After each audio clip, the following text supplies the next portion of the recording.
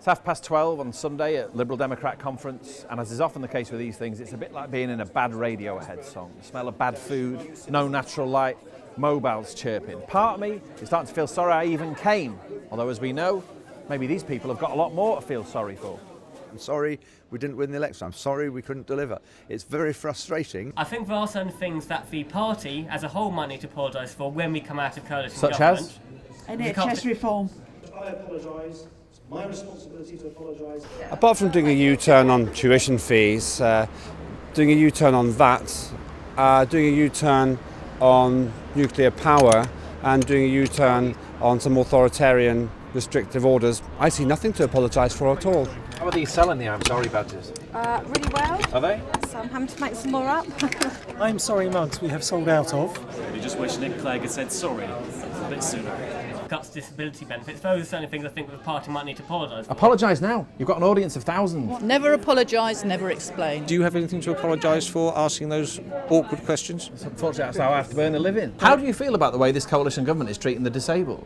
I don't think Nick Clegg or Danny Alexander, who is a member of LDDA, will actually do anything about it, because they seem to like power too much rather than thinking about people who aren't in the same position as themselves. We are a minority party in a coalition government, so we are under some control. What do you make of the government's record on gender equality? It's very poor indeed. I don't know what's gone wrong.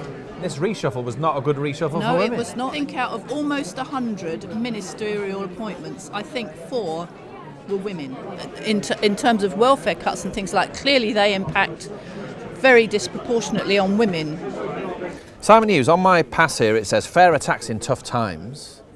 Can you keep that stance coherently when you've acquiesced in dropping the top rate of tax from 50p to 45p and giving the rich a big tax cut?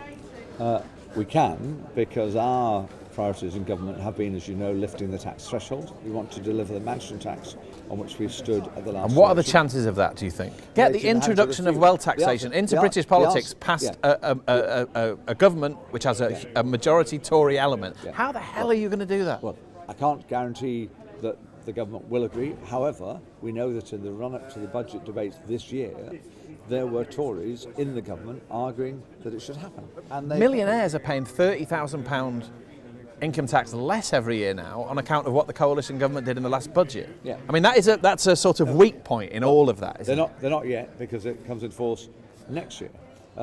They will have a reduction, and it will affect 250,000 people or thereabouts.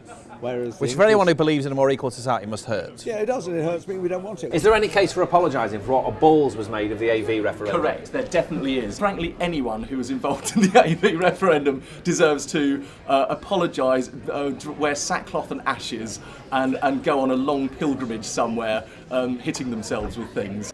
It's time for the day's big event, a Q&A session with the Apologiser-in-Chief, Nick Clegg. Why didn't you apologise for the student tuition fee pledge 2 years ago? The simplest response to that is I'm not sure if anyone would listen then. Of course, there'll be people now who won't listen. There'll be people for whom it'll never be enough. I've always wanted to sort of come clean about that. I've done that now. Maybe you disagree with the timing. Something about the atmosphere in here is really quite strange. The audience feel quite brittle. There's not a whole lot of warmth towards him. There's occasions when it sounds like he's pleading a bit. His whole demeanour really is starting to feel like an apology. Nick, the real problem isn't the issue. It's the fact that we were the party that weren't going to break promises, and the first thing we did was to break a promise, and I think that's what people find so difficult to forgive.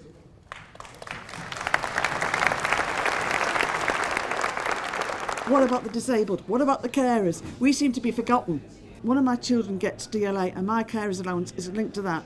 And if she doesn't get a DLA, I don't might get my carer's allowance. And if that happens, sorry, this party can go hang.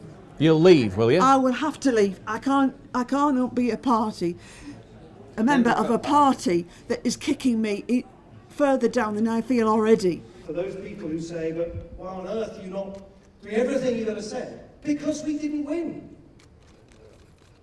That then comes back to the much more fundamental judgment, is were we right or not? In that agonising moment after that last general election, were we right or not to enter into government at all?